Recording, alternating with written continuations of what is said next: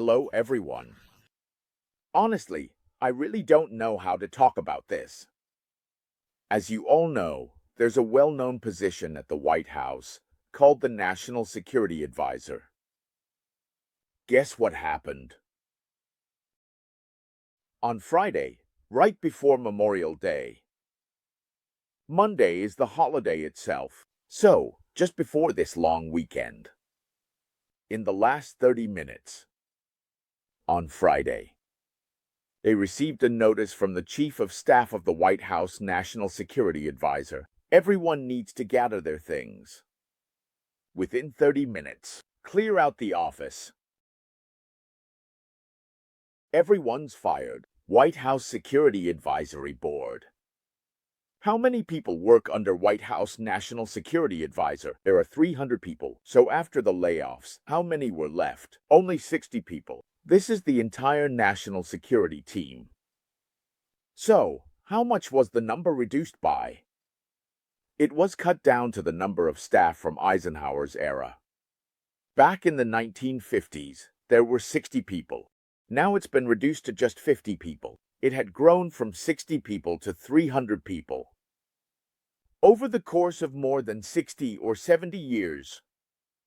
But he brought it back down overnight. Isn't that impressive?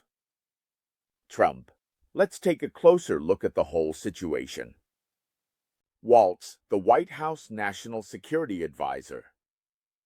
Because of that signal leak incident, they formed a group to discuss these matters on Signal, and as a result, he was reassigned as the ambassador to the United Nations. That's just how this person is, amazingly, for the first time in decades. First National Security Advisor was held concurrently by the Secretary of State. Today's National Security Advisor is Rubio. This whole situation is basically Rubio and his team say it's a showdown with the deep state. In other words, Trump has this crazy woman named Lohan. She said that the people in the National Security Council, ever since the signal leak incident, that group has actually been made up of globalists, Eagle faction, who are always working against you. So she made a blacklist for him with 7 or 8 names on it. But the people in the Trump administration are really into conspiracy theories. They believe the entire National Security Advisor team are all members of the deep state, secretly working behind the scenes to undermine the president. Especially after the signal leak, it made them more suspicious. And it wasn't just the signal leak. There were actually a lot of incidents. In fact, there were many leaks. So they suspected those people of leaking information and fired them all at once. Only about 50 people were left. What's even more unbelievable is this. It was the entire China team. They were all fired. That means the White House National Security Advisor actually doesn't have a team at all. There were 60 or 70 people specifically focused on how to deal with China. Those Falun Gong and the Epoch Times people believe that the Trump administration was playing a big game of chess against China, but now there are no pieces left to play. This group were experts on China issues, and there were several dozen more. What did they do? They specialized in studying how to restrict China from selling high-tech products and semiconductors. That team doesn't exist anymore either. Of course, the Chinese member, Wang Jihan, was also fired, and Deputy National Security Advisor was let go as well. There are only a handful of people left. So how are these things supposed to get done now? He said that now, in the past, these National Security Advisor teams would consider all aspects of policy. Like when the government wanted to roll out a new policy, what difficulties might arise, and what problems could come up. This matter, if we want to do something a certain way, would it harm the interests of some Americans? Would it damage our diplomatic relations? All of these are issues that require professional expertise to handle. Now, all of that is gone. These professional bureaucratic teams have been completely uprooted. There's no one left to screen those policy documents and pass up to the president as advice. Only 3 options left: A, B, or C. That's all. No. So what's going to happen in the future if things keep going like this? Even if you try to bring them back, he said. They're already back at work now. And after they return to work, they'll bring some people back in. It's not really going to be just 50 people running the National Security Advisor team. They might have hired over 100 people, but all of them are completely inexperienced. They've never worked in the National Security Advisor's office before, and also, they've reassigned dozens of advisors, all of whom have gone back to their original departments. That is to say, the National Security Advisor needs to consider intelligence matters and espionage, as well as matters of national defense and business affairs too. Originally, these departments all had advisors stationed at the National Security Council in the advisor's office. Now they have gone back. These people are completely gone. So the new people you've brought in, they're all totally inexperienced. They must be from the mega camp, people you trust, but those people have no experience doing this kind of work. So what happens then? He said it all comes down to acting purely on instinct. It's like Donald Trump, shoot from the hip. Do you all know what shoot from the hip means? Like cowboys. Bang. Shooting someone dead whenever they want to act. Bang. Someone gets shot dead, but it turns out they've shot an old friend instead. National policy is, in fact, a very complicated matter. It often brings about a lot of unexpected, what we call collateral damage, or benefits. That's why you need experts to draft these documents. But now, this is what he's done. Isn't this person ridiculous? I'd say this is an unprofessional, amateur government. Actually, I've already said, don't even mention it. In fact, the US government, usually, if they're not professionals, they really lack common sense. Americans aren't all that well educated. They're stuck in their own little world. Americans only really know about things in their own state. 60% of Americans don't have a passport and have never been abroad. That was actually quite well known at the time. There was a Harvard professor who did a test asking Americans about general knowledge questions. He found that Americans didn't know anything. So why can't they make the right choices? It's because they have absolutely no idea about international affairs. Some of them even think Hong Kong is part of Japan.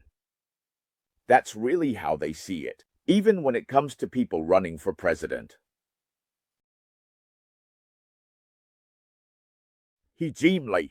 They are unable to answer international questions. Donald Trump couldn't answer international questions either. His former national security advisor, Bolton, said after Trump had been president for a year, he still didn't know that the UK had nuclear weapons. Did you know that? We Hong Kongers are way better at this. We Hong Kongers memorize all this stuff by heart. We already know it in primary school. What's the capital of Argentina? Even with a complicated name, you know it too. Buenos Aires. Did you know that? Americans can't answer these questions. They just can't answer them. So this is.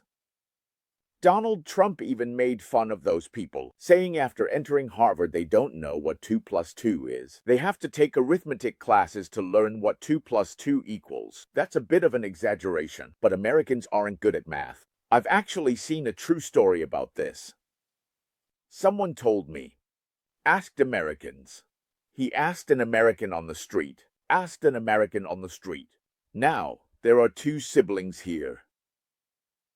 An older brother who is 2 years old, sister 1 year old. when the brother turns 20.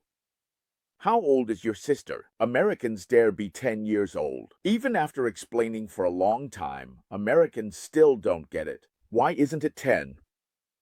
Do you get it? I remember Chua Lam told me this.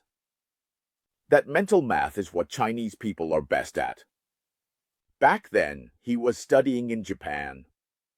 Every day, he would go across the street to buy 2 packs of cigarettes. He knew that 1 pack cost 120 yen, 240 yen.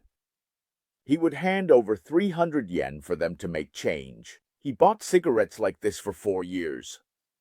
Every single time, the person would have to use a calculator to figure it out. Then I found 60 yen. Hong Kongers really do find this unbelievable. You haven't even finished speaking. Those vegetable vendors have already been found for you.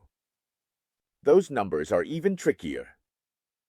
$5 per caddy. And now I want to buy $3 worth. So how many tails is that? Those vendors don't even hesitate, not even for a second. They know the answer right away. I also need to convert and calculate this. I'm already fast at mental math, but those vendors know instantly. It's really impressive. They just give you exactly the right weight right away. All right, let's get back to talking about the position of National Security Advisor. This is a role that only started after the war. Actually, it's because when you think about global strategy, including national security, that covers things like national defense, intelligence, and all sorts of economic issues. You need someone to act as an advisor, to give the president advice. This position was never really important until someone took office. That was Kissinger. Kissinger. He was a professor at Harvard. Who is he studying? He specialized in studying intrigue and scheming. His doctoral thesis was about Metternich, the prime minister of the Austro-Hungarian Empire. This guy was a master of balance of power.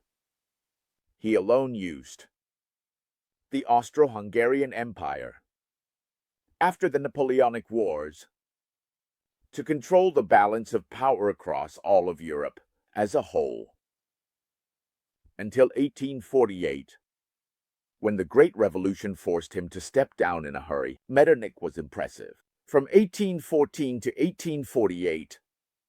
And then this position became more and more important. A lot of things started having to go through the National Security Advisor, so it grew to 300 people. Actually, 300 people isn't that many, but he works in the White House. These 300 people, and they were all experts. They had to consider national defense, weapons, intelligence and espionage, diplomacy, the economy, all these things. These decisions were basically to give advice to the president. Gradually, it developed from being just a department that offered suggestions to having a role in decision-making and even a bit of an executive function. But this time, looking back, Donald Trump had 2 reasons. First, Donald Trump felt these people were part of the deep state and had been opposing Donald Trump for a long time. Second, he didn't trust the bureaucrats and preferred to rely on his own instincts to make decisions.